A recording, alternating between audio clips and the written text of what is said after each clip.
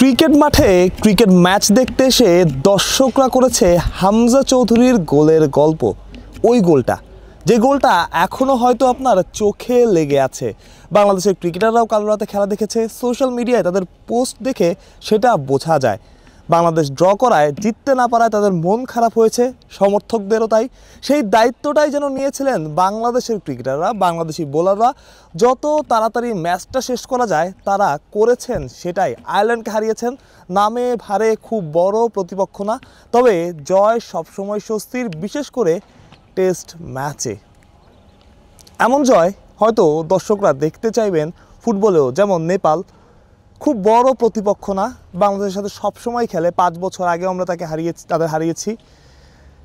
দর্শকরা জয় প্রত্যাশা করেছিল, সেটা হয়নি, ড্র হয়েছে। ঠিক একইভাবে এই টেস্টেও দর্শকরা জিততে চেয়েছিল, হয়তোবা খুব বেশি হাইপ ছিল না, খুব বেশি কথাবার্তা হয়নি, খুব বেশি এই পারফরমেন্সগুলো নিয়ে আলোচনা হবে না। মাহমুদুল হাসান জয়ের ইনিংস, নাজমুল হোসেন শান্তর ক্যাপ্টেন হিসেবে ফেরা, তার ওই সেঞ্চুরি, কিংবা অন্য যারা ছিলেন সাদমান ইসলাম, মমিনুল হক, সবার ইনিংসগুলো। কিন্তু এই জয়টা বাংলাদেশের জন্য গুরুত্বপূর্ণ ছিল। দর্শক, একজন সমর্থক কথা বলছিলেন এই কথাগুলো, যে মাঠে এসে তারা শুরুতে হামজা চৌধুরীর গোলের গল্প করছিলেন, যে ইস কি গোলটাই না করেছেন, জিততে পারলে খুব ভালো হতো। আবার এই গল্পও করেছেন যে ক্রিকেটাররা হয়তো পরের ম্যাচটা দেখতে যাবে মাঠে। অতীতেও বাংলাদেশের বহু ক্রিকেটার বাংলাদেশ ফুটবল ম্যাচ হলে, গুরুত্বপূর্ণ ম্যাচগুলোতে মাঠে গিয়ে সমর্থন জুগিয়েছেন, মাঠে গিয়ে তাদের খেলা দেখেছেন। এবং ফুটবলাররাও, মুরসালিন থেকে আলামিন, তারাও মাঠে এসেছেন বাংলাদেশের খেলা দেখতে। সবশেষ পাকিস্তান সিরিজেই আমরা তাদের ইন্টারভিউ করেছিলাম।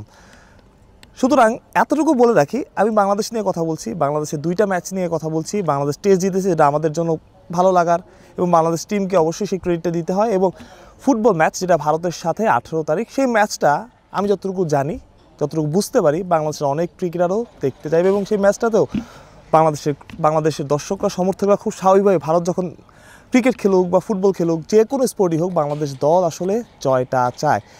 তার একদিন আগে বাংলাদেশের দ্বিতীয় টেস্ট, এবং এই টেস্টটা স্পেশাল একজনের জন্য, তিনি মুশফিকুর রহিম। সব ঠিক থাকলে, ইনজুরি কনসার্ন না থাকলে, মুশফিকুর রহিম তার 100তম টেস্টটা খেলবেন মিরপুরে।